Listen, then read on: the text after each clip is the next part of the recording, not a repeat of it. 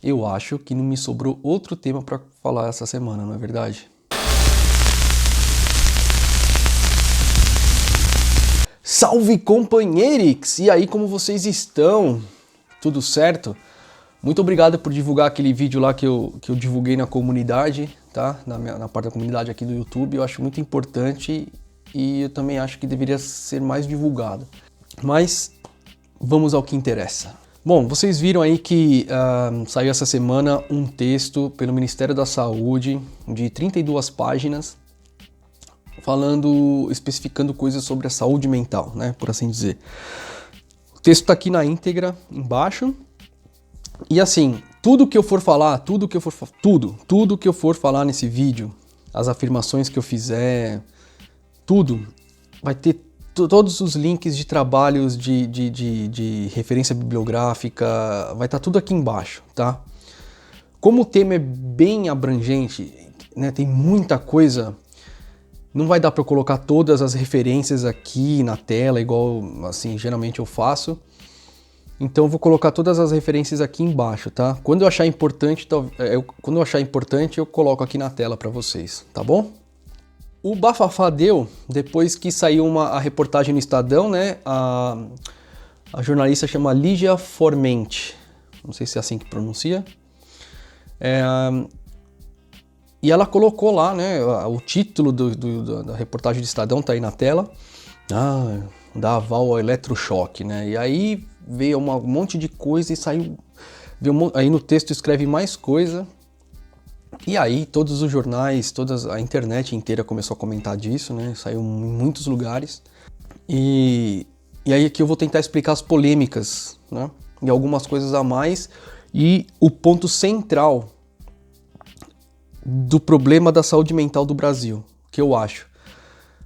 Mas o que eu acho segundo a minha vivência aqui na Alemanha, tá? Eu acho que existe um ponto central no problema de saúde mental no Brasil e que eu consegui enxergar trabalhando aqui como médico dentro da saúde mental, dentro de um hospital psiquiátrico. No começo do texto, ele explica, ele mostra o que é a rede de atenção psicossocial, que é RAPS.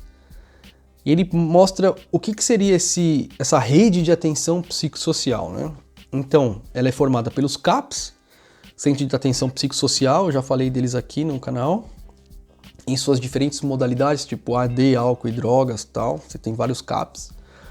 Você tem um serviço residencial terapêutico. Esse serviço residencial terapêutico, eu falei, nossa, o que é isso? Eu nunca tinha ouvido falar. E aí eu achei um documento explicando o que é, para que serve. Tá aqui linkado aqui embaixo, tá? Unidade de acolhimento, adulto, infanto e juvenil, enfermaria especializadas em hospital geral, hospital psiquiátrico, hospital dia é o paciente vai, fica o dia inteiro nesse hospital, à noite ele vai para casa para dormir, no outro dia ele vem. Ele tá internado, mas só que ele não dorme no hospital, por isso chama hospital dia. Atenção básica, né? Urgência e emergência, comunidades terapêuticas e ambulatório multiprofissional de saúde mental, né? Unidades ambulatoriais especializadas. Todos esses serviços que compõem a RAPS, né, que é a Rede de Atenção Psicossocial, são bem importantes, todos, menos as comunidades terapêuticas. As comunidades terapêuticas eu acho o ó do Borogodó, só para assim dizer. Eu vou explicar mais para frente sobre as comunidades terapêuticas, né? Mas eu adianto para vocês que isso aí devia sair, isso aí devia ser proibido no Brasil, isso aí não devia mais existir, né? Mas eu sei que tem muita coisa por trás, tem muita política, né? E a gente tem a igreja evangélica por trás das comunidades terapêuticas, né? E a gente sabe hoje em dia que a igreja evangélica no Brasil é um problema.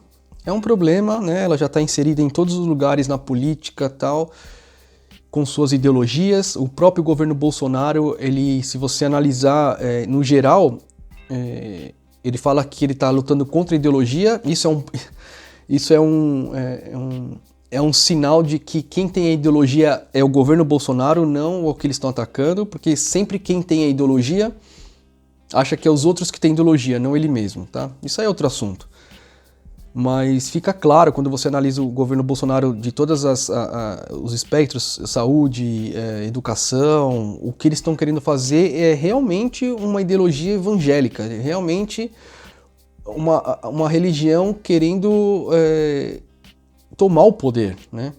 E quando eu falo tomar o poder não é uma ditadura nem nada disso, mas é através de artifícios, né, através da legalidade você vai tomando conta do pensamento de uma nação, né?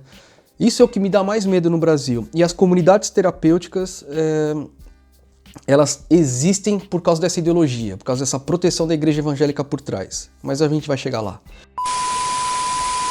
Quais foram as polêmicas, né? O que começou a pegar e o pessoal começou a discutir por aí, né? Primeiro, a eletroconvulsoterapia. Gente,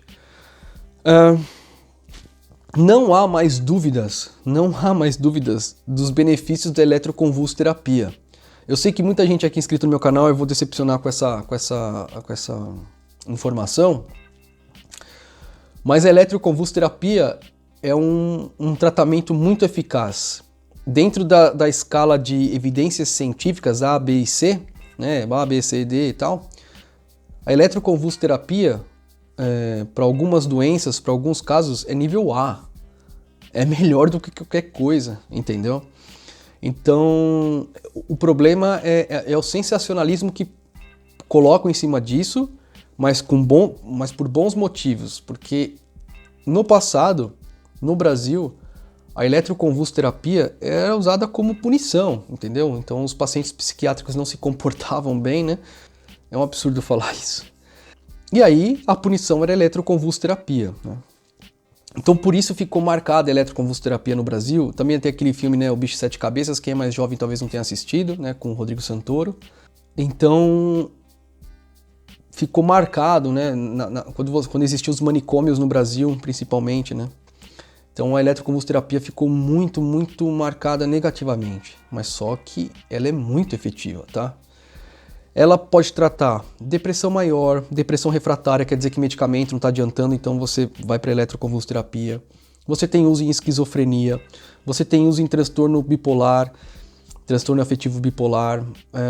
Sempre sai pesquisas, sempre estão fazendo pesquisas vendo se é melhor tratar com farmacologia, né, tratar com medicamento um idoso ou com eletroconvulsoterapia. Né? Porque as medicações elas têm muitos efeitos colaterais, né? Se você está tomando durante muito tempo uma medicação psiquiátrica e não está tendo efeito, e você começa a ter mais efeito colateral do que um efeito benéfico, ainda mais em idoso, né? Que a toxicidade aumenta nos idosos, né?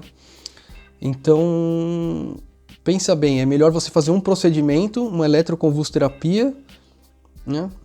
E continuar, depois fazer de novo, enfim, você tem os protocolos, do que ficar tomando medicamento e aí você ter os efeitos colaterais e você depois ter que correr atrás dos efeitos colaterais, né? Então, muitas vezes é melhor que o medicamento, a eletroconvulsoterapia, né? Tudo de eletroconvulsoterapia. Vou deixar aqui embaixo da Associação Médica Brasileira, são os slides, né, de quais as indicações, como funciona. São 90 e poucos slides e no final tem mais de 100 e poucas referências bibliográficas, tá? Eu queria tirar foto aqui no hospital onde eu trabalho. Você tem a eletroconvulsoterapia, tá? 2, 3 pacientes recebem eletrochoque por dia, tá? É padrão, tá? E eu até vi uma reportagem na Carta Capital do ex-ministro do Lula, o ex-ministro da Saúde do Lula, o Temporão, falando que é em casos raros que usa eletroconvulsoterapia. Não é em casos raros, gente. A eletroconvulsoterapia é um procedimento psiquiátrico que já foi comprovada a sua eficácia, né? E assim, é que quando eu falo eletrochoque, vem na sua cabeça uma sala escura, né? O cara acordado tomando choque, doendo muito. Não, eu queria tirar foto aqui para vocês verem, mas eu não pude tirar. Mas eu achei na internet aqui na Alemanha lugares que faz eletroconvulsoterapia. Dá uma olhada nessas fotos. Vocês estão vendo? É como se fosse um mini centro cirúrgico. Você tem um anestesista. O anestesista vai lá, anestesia a pessoa. Aí vai o psiquiatra, regula a máquina, dá o choque. Aí a pessoa acorda. E, sabe? A pessoa não sente nada. Né? Salas claras, limpas. É um procedimento médico, gente. Sabe? Essa coisa de filme, né? E também essa memória que ficou dos manicômios, eu sei que parece que é tratamento medieval, mas não é, gente, não é, sabe? Eu também não vou explicar aqui a fisiologia do tratamento, o que acontece no cérebro, que não é a questão. E eu nem sou especialista, eu poderia explicar, mas não é minha área de atuação, né?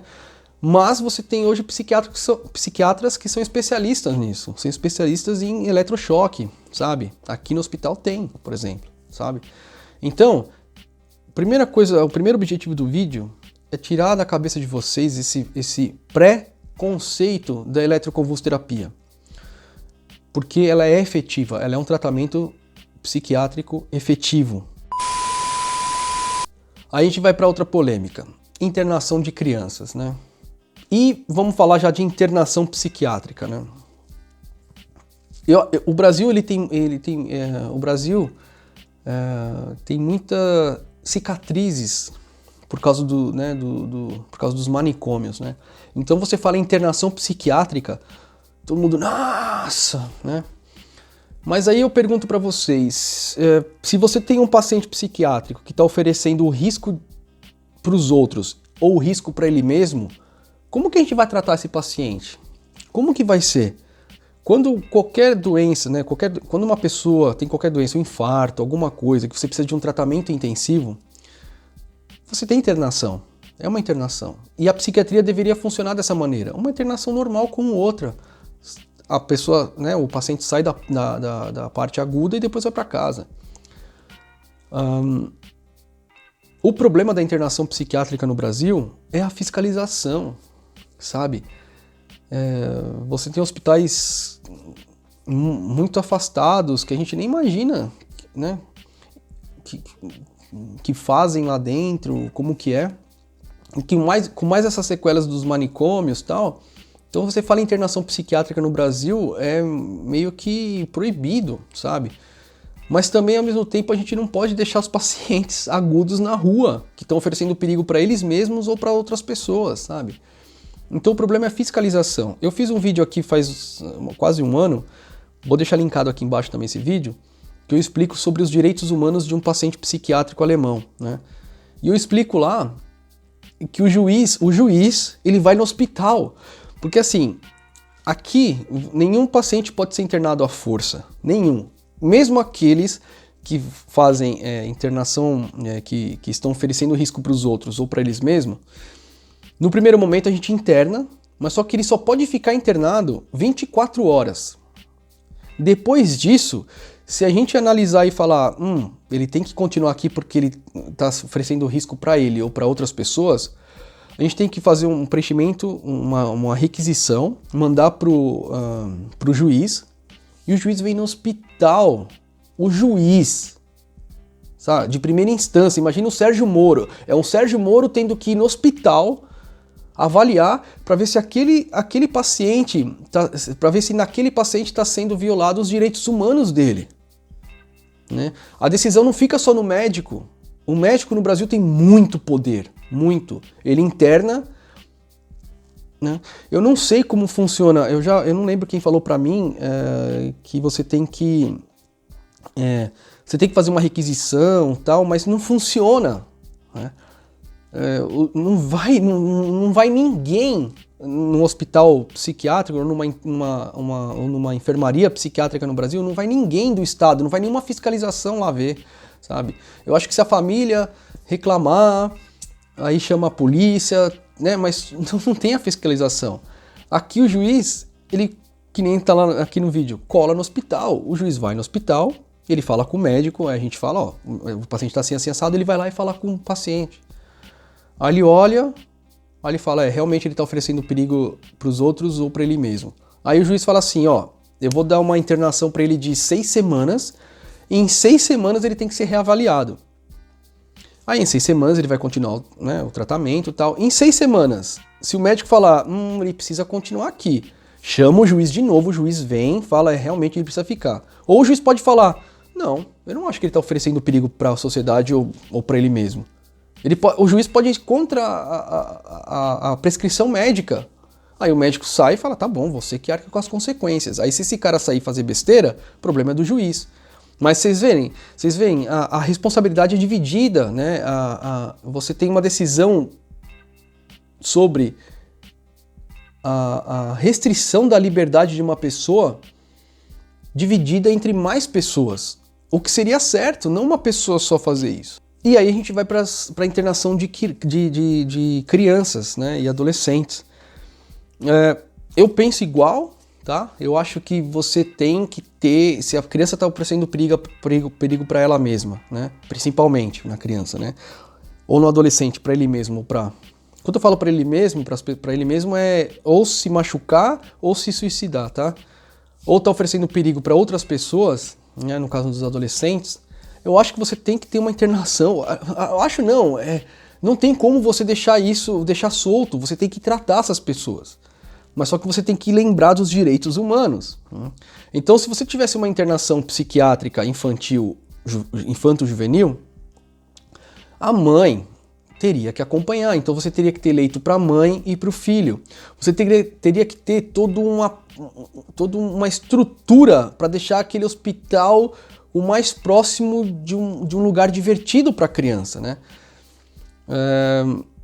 Você tem na Alemanha também internação psiquiátrica, tá? Infanto-juvenil, e também funciona da mesma maneira, o juiz vai lá ver e ver como funciona, tá? E os pais têm que autorizar também, enfim. Mas só que, aí eu falo pra vocês, a gente não tem nenhuma organização decente de creche no Brasil, sabe? Você tem comida estragada, né, crianças não comendo na creche, vocês sabem, vocês veem as reportagens, sabe? Se nem creche é organizado, como seria uma internação psiquiátrica infanto-juvenil? Então o problema não é a internação psiquiátrica, o problema é a fiscalização, como isso vai ser. E a gente sabe que o Brasil tem um grande problema de fiscalização, mas enorme, é tudo desorganizado. Esse é o problema. Esse é o real problema, não é a internação psiquiátrica, é como que a gente vai fazer para a gente preservar ao máximo o direito desses pacientes psiquiátricos, os direitos humanos do paciente psiquiátrico. E aí chegamos nas comunidades terapêuticas. Como eu disse, na grande maioria são religiosas ou tem um fundo religioso, né? Tem uma organização evangélica por trás. Você não tem profissionais que são treinados para isso, muitas vezes, não são profissionais treinados, são pessoas de igreja, sei lá. E a fiscalização, né? Porque se vocês forem... eu achei também uma coisa, a regulamentação, né, do CONAD, eu acho que é do CONAD, sobre as comunidades terapêuticas. Aí eu dei uma lida, e tá lá no artigo 8º, são direitos da pessoa acolhida, interromper o acolhimento a qualquer momento. Então a pessoa está com problema de drogas, ela tem a conscientização, fala, não, eu preciso me internar, eu preciso me tratar. Ela vai para uma comunidade terapêutica, a qualquer momento ela tem o direito de sair, porque ela chegou lá por livre e espontânea vontade, né? Mas só que, né, vou deixar aqui na tela para vocês verem, 50% você tem praticamente um cárcere privado nessas comunidades terapêuticas, né? Tem várias reportagens, só vocês procurar na internet, tem reportagens de vídeo também, na televisão sai sempre, né? Quando estava no Brasil eu sempre via. Eu via com muita frequência quando estava no Brasil. Então, o que me incomoda das comunidades terapêuticas, primeiro, é esse fundo religioso, né? Porque os evangélicos pensam que sabem fazer tudo, só você seguir a Bíblia e Deus e ter Deus no coração que eles conseguem resolver todos os problemas, né? Isso me incomoda demais, né? E o segundo, de novo, é a fiscalização, sabe? deve ter suborno, deve ter umas coisas absurdas, né? Então, a minha opinião é que essas comunidades terapêuticas deviam não existir mais, devia ser proibido. Você devia ter centros de tratamento com gente especializada, sem fundo religioso, sem nada, só com a ciência, só com conhecimento científico acerca do problema. Aí sim funcionaria, né? Não essas comunidades terapêuticas, né? E muitas vezes os pais levam os filhos, às vezes o filho fumou um baseado, né? Sei lá. E o cara vai lá, o pai e a mãe interna de propósito, interna à força o filho e deixa ele lá. E o filho, o cara não consegue sair, então fica um cárcere privado praticamente, sabe? E aí a política de redução de danos vai por água abaixo, sabe? Política de redução de danos é você orientar a família também como proceder quando você identificar que o seu filho adolescente está consumindo drogas, né? Como proceder. Também essa política de redução de danos também fala a favor de ensinar as pessoas o que seria um abuso de drogas e um consumo de drogas, né? Abuso de drogas é uma coisa, consumo de drogas é outro, sabe? Muitas pessoas aqui que estão vendo agora o vídeo são consumidoras de drogas. Consumidora pode ser, eu estou falando de bebida, cigarro, maconha, cocaína. Consumir droga é uma coisa, abusar de droga é outra, sabe? Então, e para as comunidades terapêuticas, para esse pensamento evangélico, consumir já é um abuso. Não é para usar nunca droga. Tanto é que na religião eles proíbem que beba álcool, sabe? Sendo que álcool é para você brindar, sabe? É uma coisa festiva. Desde que a humanidade existe, você tem rituais, você tem festas, onde você tem, né, um casamento. O álcool tá já inserido na cultura humana, por assim dizer, sabe? O consumo, mas o abuso, sim, deve ser evitado e tratado, mas não o consumo.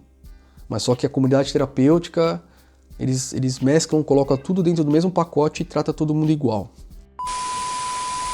E aí também saiu também nas reportagens aí que o governo agora quer ter como a abstinência, em vez de a política de redução de danos, é a abstinência que eles querem e tal.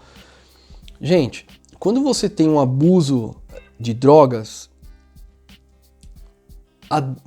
uma das etapas do tratamento é a desintoxicação, que seria a abstinência, né? Que geralmente dura 2 semanas, o período de desintoxicação. É claro que não é jogar o cara num quarto e deixar ele desintoxicar, e aí depois de 2 semanas você vai começar a tratar. Não é esse o objetivo.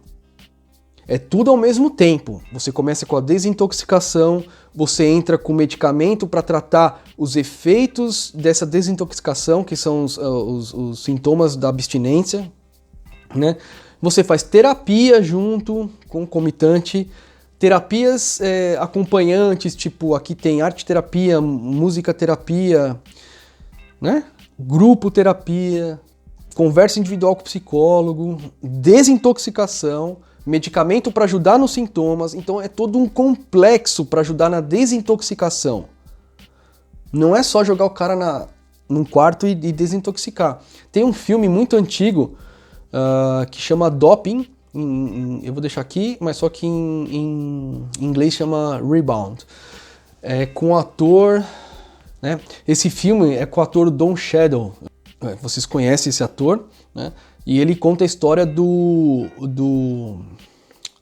ele conta a história de um jogador de basquete que o The GOAT, que ele era para ele ser tipo melhor que o Jordan, tá? Ele é uma lenda, né? No Harlem, no Brooklyn. Você tem uma quadra lá que é super famosa, que ele cresceu lá, ele aprendeu lá. Esse filme é muito legal, muito bonito, pra quem gosta de basquete mais ainda, né? E tem uma cena lá no final, né, não quero dar spoiler, mas só que ele vai preso, não vou falar por quê, Mas só que ele tá usando heroína, né? Tá ferrado. E aí eles deixam ele na cela e ele passa o período de abstinência lá na cela. Ele tem os sintomas, ele recebe... não recebe nenhum tratamento. Então, não é isso que eu... Então, assistem esse vídeo, tá? Assistam esse filme. Mas só que nessa cena mostra só o tratamento mostra tipo a desintoxicação é deixar o cara lá e agonizando, e se ele sobreviver ele tá desintoxicado. Não é esse, como eu falei, você tem um complexo de tratamento por trás, mas a desintoxicação, a abstinência faz parte, porque senão não teria sentido você tratar o abuso de drogas dando mais drogas, sabe? Então não é o que eu achei foda nessa reportagem do Estadão, que depois pipocou pra tudo que é lado, foi que, é claro, o governo do Bolsonaro, todo mundo sabe, é um governo que não tem como, né? É um governo das trevas, né? Então qualquer coisa que sair do governo Bolsonaro, com certeza todo mundo vai cair matando, né? Ainda mais um assunto tão delicado que é a saúde mental, né? O paciente psiquiátrico, que tem a ver com direitos humanos. E o governo Bolsonaro não tem muita simpatia com direitos humanos, né? Mas só que a gente tem que entender que para você tratar um paciente psiquiátrico, o país, para dar uma boa assistência para o paciente psiquiátrico, precisa ser um país que respeite muito os direitos humanos, ao ponto de deslocar o juiz até o hospital para ver se o paciente pode ficar lá, sabe? Imagina que isso no Brasil é inimaginável, sabe? Tem tantos problemas, o juiz tem tanta coisa para fazer, que ir para o hospital para ver se uma pessoa pode ficar lá ou não é meio impossível no Brasil. Então, o objetivo desse vídeo eu expliquei para vocês da parte de psiquiatria, tudo, mas eu quero chamar atenção para uma coisa que eu não vi em lugar nenhum, sabe? O problema não são os tratamentos psiquiátricos, o problema não é esse texto esse novo texto do Ministério da Saúde. O problema é o jeito que o brasileiro enxerga os direitos humanos no Brasil, né? O problema é como se organiza a sociedade brasileira e enxerga os humanos, né? As pessoas, os brasileiros, o povo. Esse é o ponto central. Sem uma organização, sem um olho para os direitos humanos, não se trata paciente psiquiátrico, gente. Não se trata, sabe? Então não adianta comprar, que nem tá lá no texto, um monte de um monte de aparelho de eletroconvulsoterapia, porque precisa, mas não vai ter fiscalização. Isso aí vão virar aparelhos para punição, sabe? O problema é a fiscalização, o problema é a seriedade que se leva ao assunto, né? Se o governo, os próprios políticos, né, levassem com seriedade esse assunto, aí sim poderia funcionar, e aí sim a gente poderia discutir esse texto e mostrar os pontos que não estão legais, que é, por exemplo, voltando na parte de internação de infanto-juvenil, tá lá no texto, o que é um absurdo, que a criança e o adolescente não vai ficar internado com adulto, mas em algumas situações, se precisar, o médico vai sim, né, colocar a criança ou o adolescente junto com o adulto. É um absurdo isso, não tem que ter exceção. Não tem que ter exceção. Não tem que ter exceção. É a mesma coisa que um clínico geral querer tratar uma criança. Sabe? Não tem que ter exceção. Infanto-juvenil, tratamento infanto-juvenil separado de adulto, ponto. Ah, mas não tem vaga. Se vira então, faz mais vaga. Não é para colocar a criança junto, né? Então, o texto, assim, quando você lê o texto, né, as diretrizes, tudo, você vê que você fala, nossa, que, assim, tem muita coisa positiva no texto, sim, gente, tá? Tem algumas coisas que são horríveis, tipo essa exceção que eu acabei de falar de crianças, né?